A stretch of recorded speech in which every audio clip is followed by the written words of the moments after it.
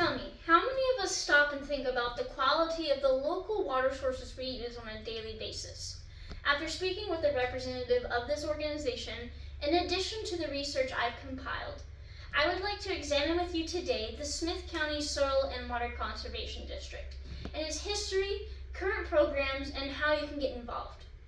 Everything we know has a history, and according to the Association of Texas Soil and Water Conservation Districts and the Texas State Soil and Water Conservation Board visited 730, Smith County's district's history is deeply rooted in the 1930s erosion problems. They experienced a drought that lasted 8 years, from 1931 to 1939. And instead of it being one big drought, it was just several droughts, one after another, preventing farmers from recovering from the previous drought. This was a big player in the Dust Bowl that was experienced in the South at the time. This was caused by natural factors as well as human mistakes. So, along with the drought, there were improper farming techniques occurring, and they did not prepare for any wind erosion issues to occur. They needed to do something about this, and what once started out as a State Board of Texas for Conservation turned into the individual districts for conservation we see in the counties today.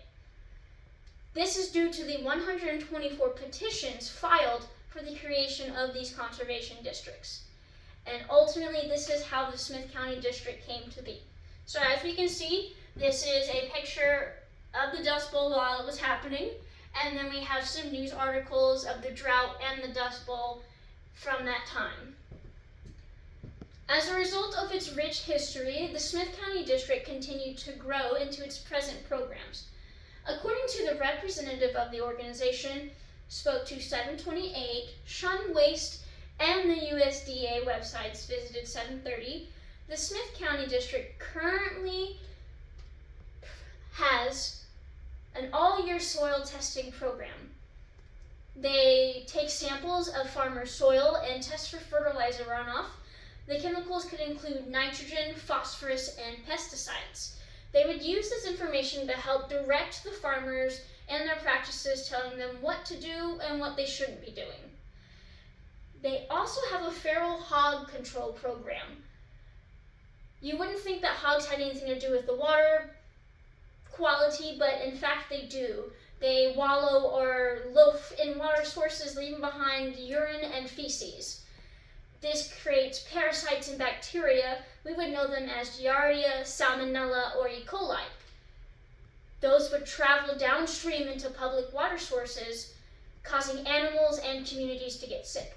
So as you can see, this would be a sample soil test of the fertilizer runoff that they would use to talk with the farmers and direct them in their practices. And then an obvious example of the fact that hogs do in fact have a factor in the water quality. Now that we have learned about the current programs offered, I would like to talk about how to get involved. According to the Smith County District's website, visited 730, a representative from the organization spoke to 728, and the National Resource Conservation Service website visited 730. This district offers public meetings on the third Monday of every month at 9 a.m. It is open to anyone, and it is held at the USDA office in Tyler. Those who attend can bring up points and concerns about the local water quality, and those actually interested in becoming volunteers in this cause could fill out this form of the sister or partner organization through the National Resource Conservation Service, known as the Earth Team Volunteer. This group is the official volunteer group for this cause. So as you can see, this is the form that you would fill out if you wanted to be a volunteer for water pollution, and this is a rough picture of where you would go meet the third Monday of every month at 9 a.m.